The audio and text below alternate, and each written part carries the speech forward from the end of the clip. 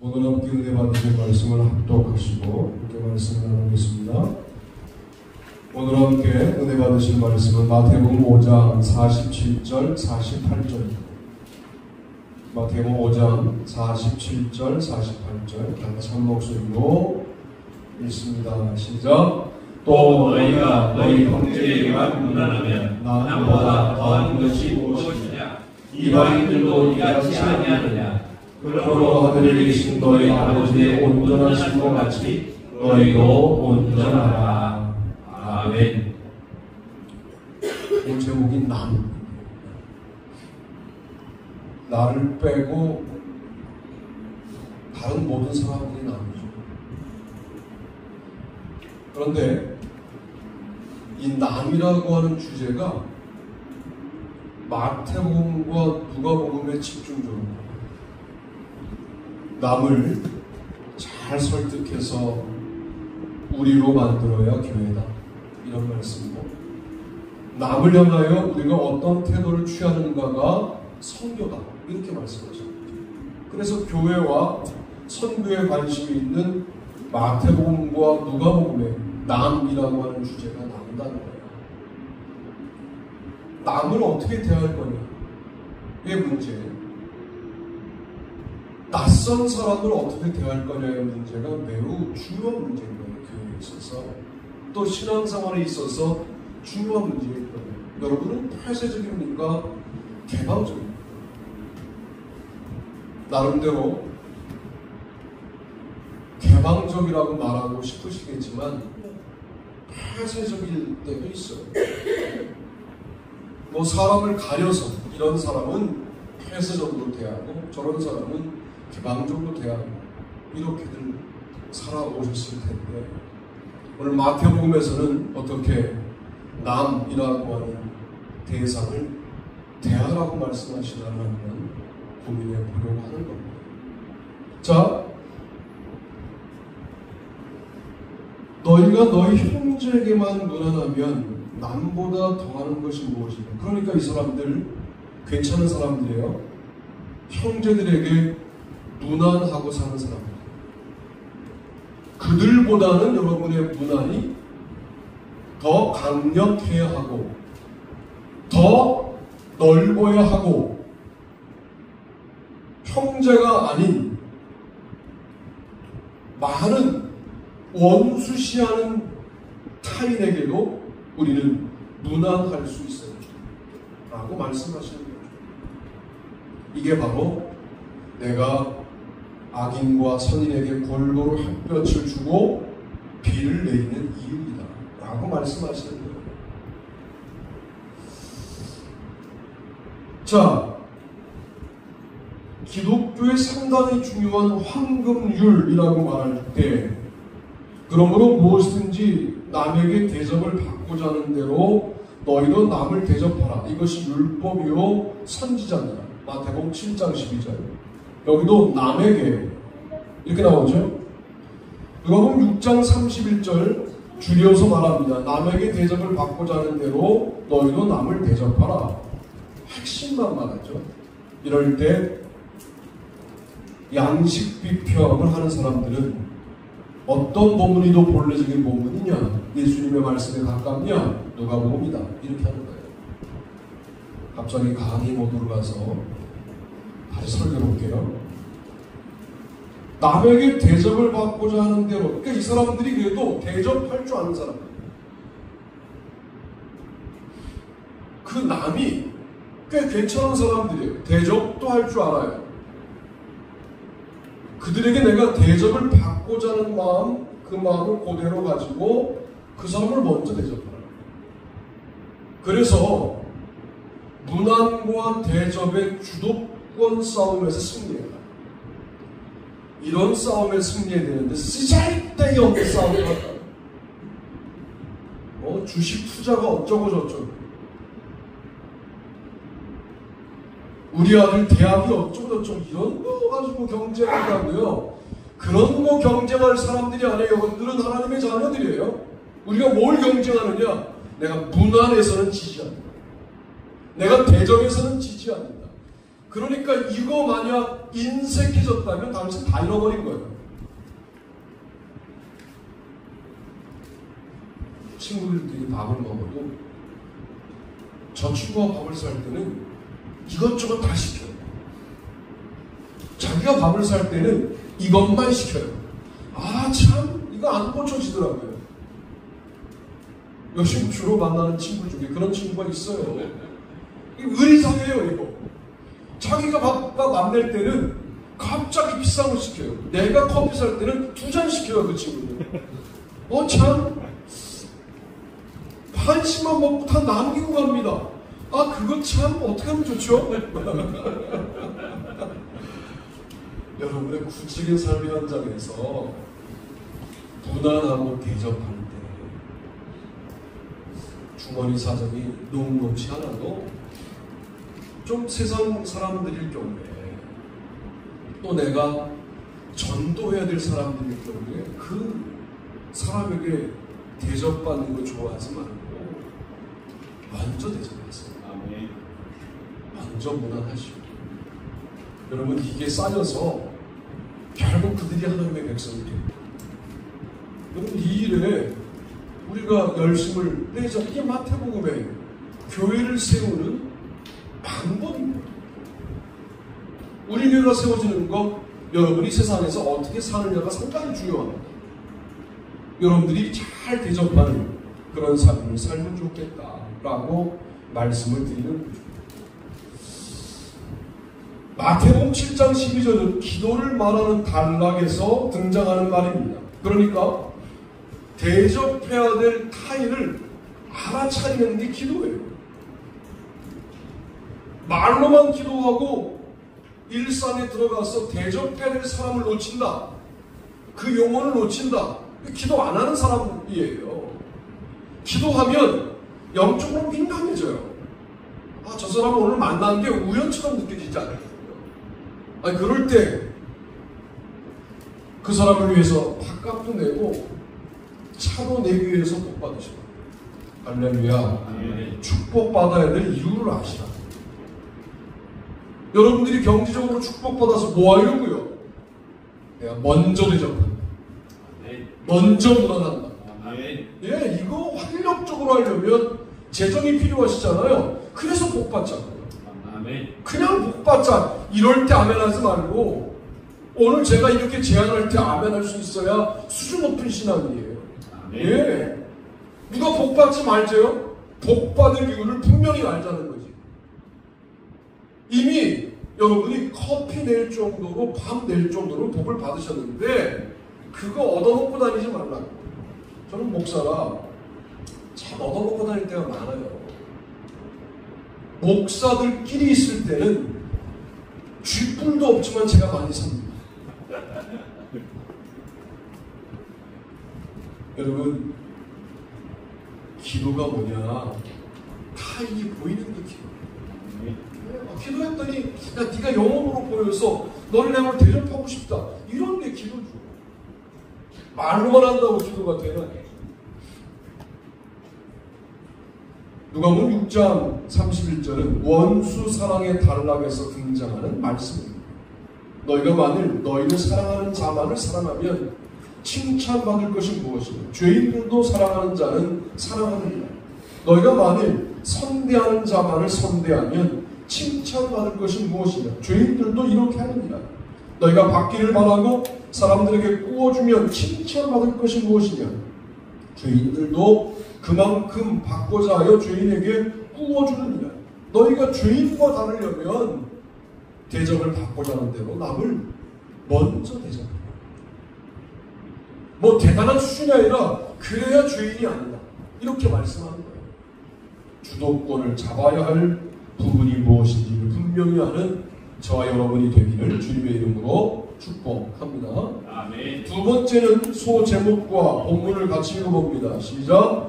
말씀 순종의 주도권을 잡으라. 나도 남의 수하에 있는 사람이요 내 아래에도 군사가 있으니 이더러 가라 하면 가고 저더러 오라 하면 오고 내 종도 이것을 하라 하면 하나이다.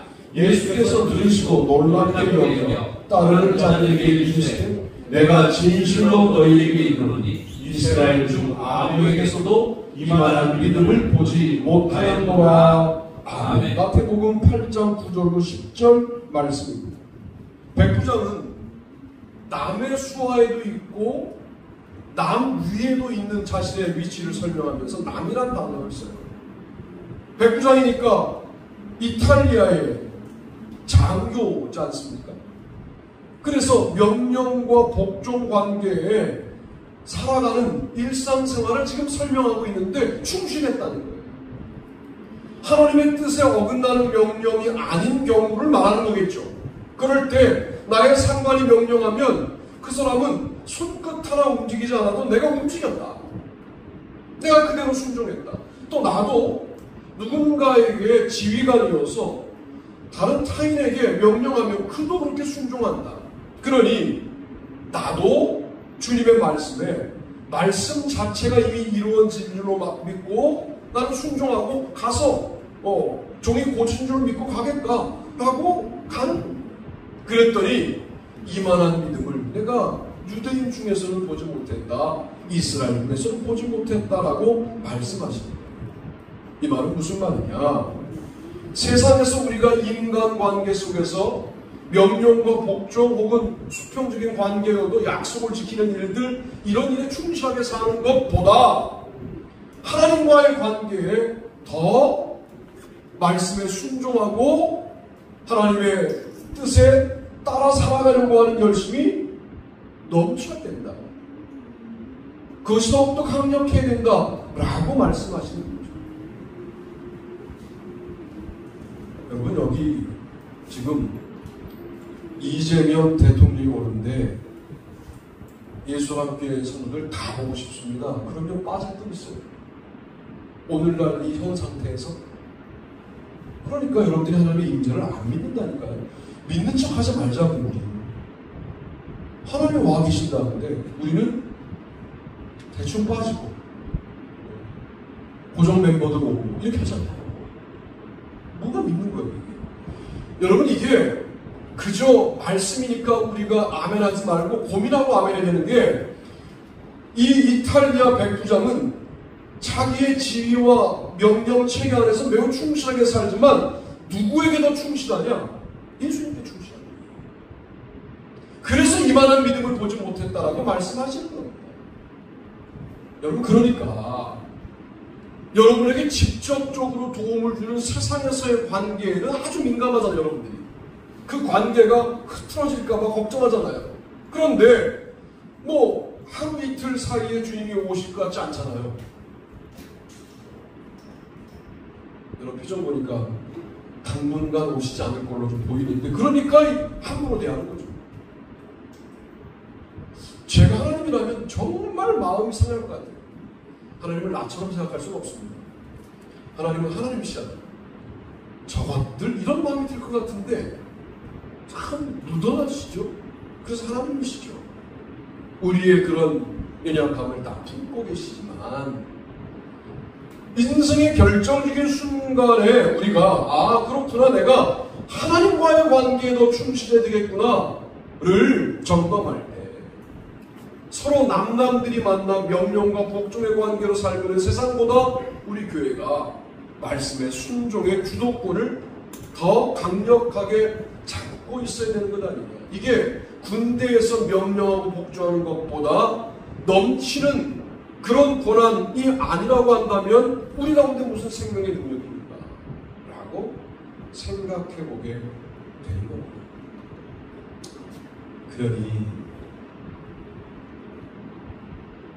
나도 남의 수하에 든 사람이요 내 아래에도 병사가 있으니 이더러 가라 하면 가고 저더러 오라 하면 오고 내 정도로 이것을 하라 하면 하나이다.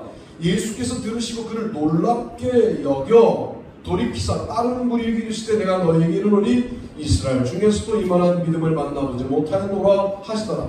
거의 비슷한 것처럼 보이죠. 누가복음 7장 8절로 9절과 마태복음 8장 9절과 10절이 비슷해 보이지만 뭐가 다르냐 하면 다른 거 한 군데를 제가 말씀드려볼게요. 이런 거예요. 마태복음에서는 예수께서 들으시고 놀랍게 여겨 라고만 말씀하셨습니다. 누가복음에서는 예수께서 들으시고 그를 놀랍게 여겨라고 말씀합니다.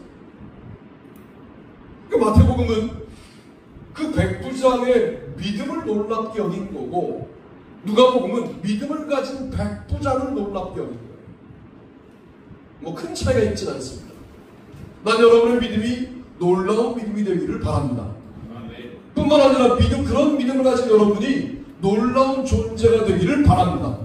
비슷한 말이지만 어쨌든 사람에게 집중하는 것은 누가복음이고, 그 사람이 표현한 믿음에 집중하는 것은 마태복음이라고 말할 수 있는데, 그 고백은 뭐냐면, 내가 이탈리아의 백부장으로 살고 있지만 나 이 관계보다 나는 주님과의 관계에 더욱더 충성스러운 제자가 되기를 원합니다. 라는 믿음이 표현된 고백이라는 거죠.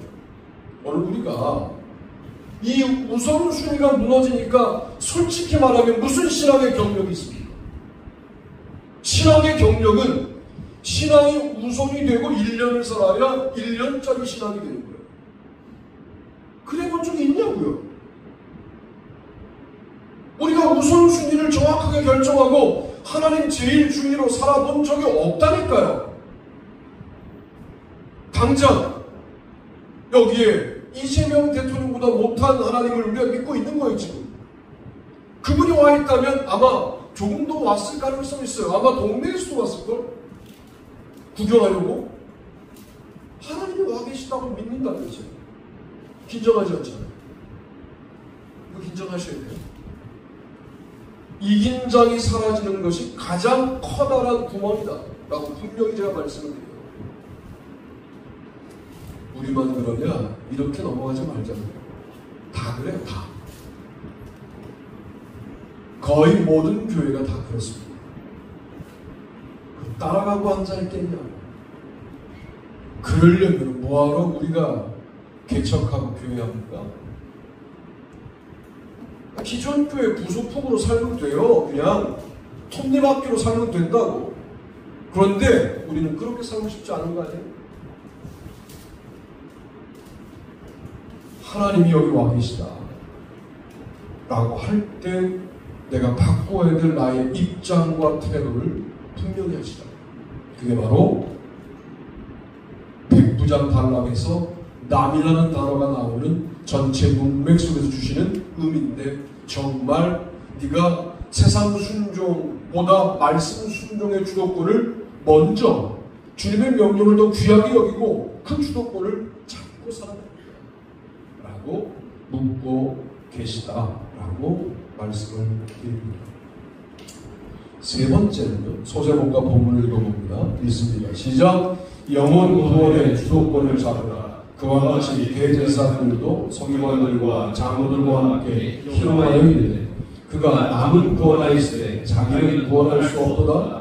그가 이스라엘의 왕이로다. 지금 십자가에서 내려올지어다. 그리하면 우리가 믿겠노라. 그가 너희를 신뢰하니 하나님이 원하시면 이제 그를 구원하실지라. 그의 말이 나는 하나님의 아들이라 하였도다 하며 함께 십자가에 못 박힌 강도들도 이와 같이 욕하더라. 아멘. 마태복음 27장 41절로 44절. 마가복음도 한번 읽어볼까요? 읽습니다. 시작. 그와 같이 대제사장들도 서기관들과 함께 희롱하며 서로 말하되, 그가 남은 구원하였을 때 자기는 구원할 수 없도다. 이스라엘의 왕 그리스도가 지금 십자가에서 내려와 우리가 보고 믿게 할지어다 하며 함께 십자가에 못 박힌 자들도 예수를 욕하더라. 아멘. 마태복음도 함께 못 박힌 두 강도가 모두 욕했어요. 마가복음도 그랬어요. 누가복음은 한쪽 편 강도는 당신의 나라에 이를 때 나를 기억하소서라고 간구했다. 이렇게 설명하고 있었습니다. 어찌됐든 남은 구원하였는데 자기는 구원하지 못하는 상황. 충분히 합리적으로 판단하면 말할 수 있는 말거리가 되죠. 그런데 이거는 남은 구원하였을 때 자기는 구원하지 못하는 게 아닙니다. 입은 삐뚤어져도 말은 똑바로 합시다. 남은 구원하였을 때 자기는 구원하지 않는 거예요. 못하는 것과 안 하는 것은 다르죠. 공부를 못하는 것과 안 하는 것은 달라요. 신앙생활을 못하는 것과 안 하는 것은 달라요. 하나님의 징벌의 크기가 달라요. 신앙생활을 못하는 건 사정이 있고 안 하는 건 의지를 갖는 거예요. 근데 이거는 다른 사람을 살릴 능력이 있는 주님이 자기도 살릴 능력이 있으셨어요. 이게 마가복음 5장에서 죽은 야이로의 딸을 살릴 때 이미 검증된 사실이었어요. 그런데 그걸 자기의 죽음에, 자기의 유익에, 자기의 죽음을 생명으로 살리는 자기의 이익에는 사용하지 않는 거죠. 알아요. 내가 내 이익을 추구하면 남을 구원할 수 없어요. 여러분의 일상에서 내가 내 이익을 좀 포기하면 저 사람을 구원할 수 있어요. 어떻게 하시겠어요? 아니, 죽고 사는 문제가 아니라 그저 이익으로 한번 대입해보자고요. 그때 구원하는 걸 선택하십니까? 나의 이익을 선택하십니까? 성경은 이렇게 읽어야 돼요. 이 사건이 나하고 상관없는 사건이다 그러면 아무런 말도 안 해요. 성경은 내가 당장 이익을 포기한다고 이 사람이 교회 나올 건 아니야. 근데 교회에 나올 수 있는 상당히 중요한 주축들 하나가 세워져요. 왜? 저 사람 정말 이런 이익이 많이 보이는데 그걸 지금 나에게 양보하네? 저 사람 그리스도인이네? 이럴 수 있어요. 그럴 때 여러분 어떤 선택을 하시나요? 십자가를 멀리서 찾으니까 십자가가 나하고는 상관없는 그저 계시용, 장식용으로 바뀌어 있잖아요. 여러분의 삶의 반경으로 들어가서 나의 이익이냐 아니면 저 영혼의 구원이냐 이 갈림길에 서 있을 때 영혼 구원을 먼저 선택하실 수 있으십니까?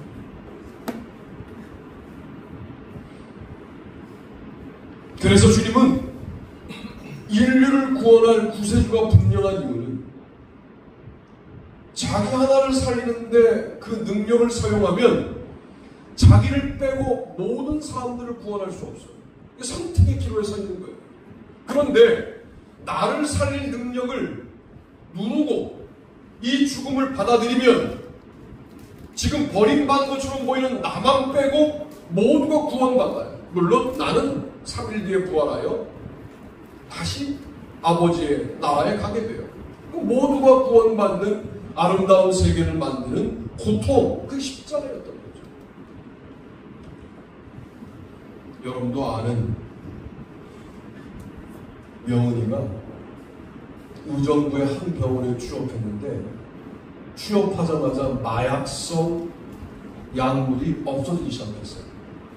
자, 병원에서는 의사가 제일 힘이 있죠. 간호사 힘이 있죠. 제일 힘이 없는 게 사회복지사예요. 사회복지사였어요, 명은이. 울면서 전화가 왔어요. 제가 청년부 지도할 때인데. 저 아니에요, 목사님. 한참 울어주는 걸 듣고 있다가 제가 뭐라고 말했느냐. 가만히 있어!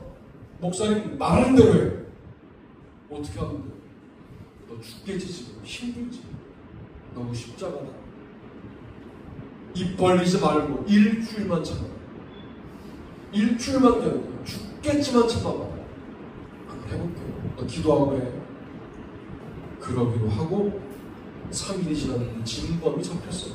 그래도 병원은 그때에도 CCTV가 있다. 근데 3일 동안 그 눈빛들이 얼마나 폭력인 줄 아십니까? 이런 거 있잖아요. 이렇게 바라봐야 되는데 이렇게 바라보는 거 있잖아요.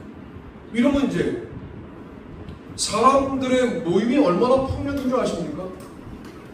그 친구가 등장되면 피해서 3, 4, 5 모이는 그 그룹들의 수군거림이 얼마나 힘들었겠어요. 병원장이 정말 대단한 분이에요. 공식적으로 회의에 명은이를 불러다 놓고 말했대요. 나도 우리 명은 선생에게 당신이 범인이지 라고 말하진 않았지만 나의 눈빛과 태도와 행동이 그렇게 보였거든요. 그래서 내가 오늘 공식적으로 사과한다 하고 병원장이 90도로 인사한 지 사과합니다. 그런 다음에 뭐라고 말씀하셨느냐, 나처럼 말로 당신이 범인이지라고 말하진 않았지만 눈빛으로 태도로 수근거림으로 억울하게 했던 모든 분들은 다 사과. 그때부터 업무를 봐야 되는데 그 병원의 실질적인 병원장은 명은이었어요. 여러분, 이게 뭘까요? 억울한 고난을 참으면 능력이 됩니다.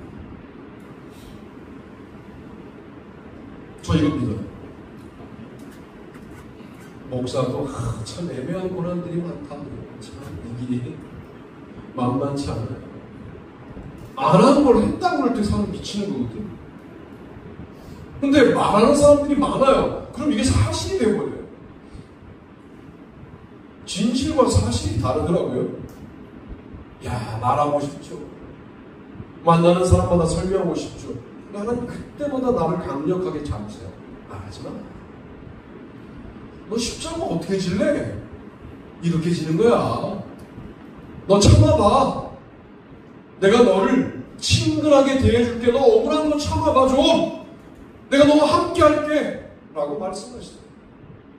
그때 놀라운 말씀도 많이 깨닫게 하시고 눈물도 흘리게 하시고 주님과 대화도 하게 하시고 말씀도 읽게 하시고 참 유익하더라고요.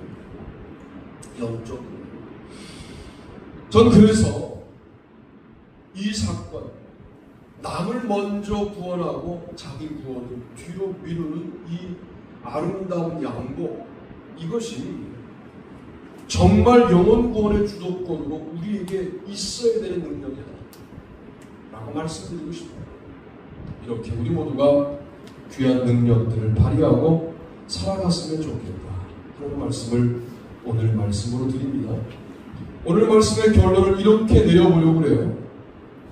누가복음 16장 11절 12절 너희가 만일 불의한 재물에도 충성하지 아니하면 누가 참된 것으로 너희에게 맡기겠느냐.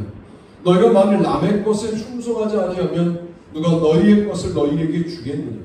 참 해석이 어려운 불의한 청지기의 비유이지 않습니까?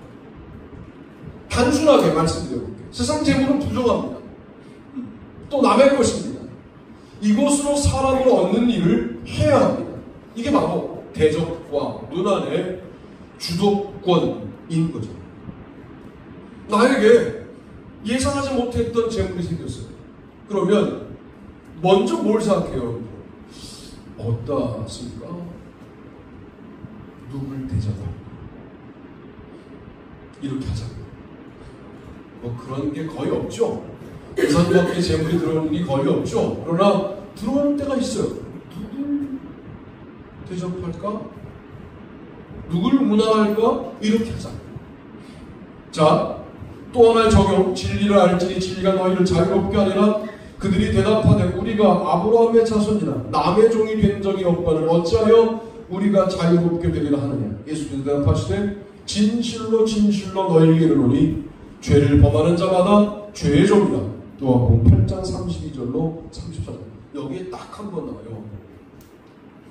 요한복음은 선교적인 복음서도 아니고요, 교회적인 복음서도 아니에요. 영적인 복음서예요.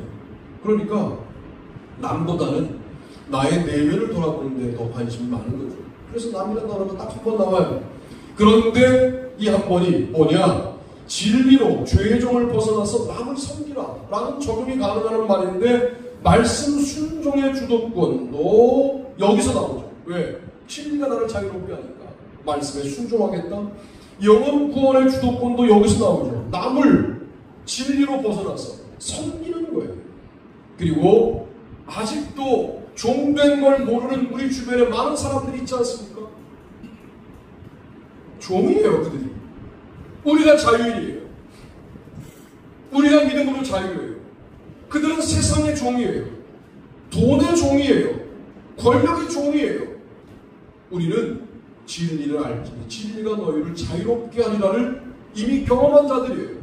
그들에게 우리는 영혼의 구원은 그리스도에게 있습니다. 말씀 순종은 너무 중요한 것임을 전파해야 한다 라고 복음서의 남 주제에 관련된 설교를 이렇게 마무리합니다.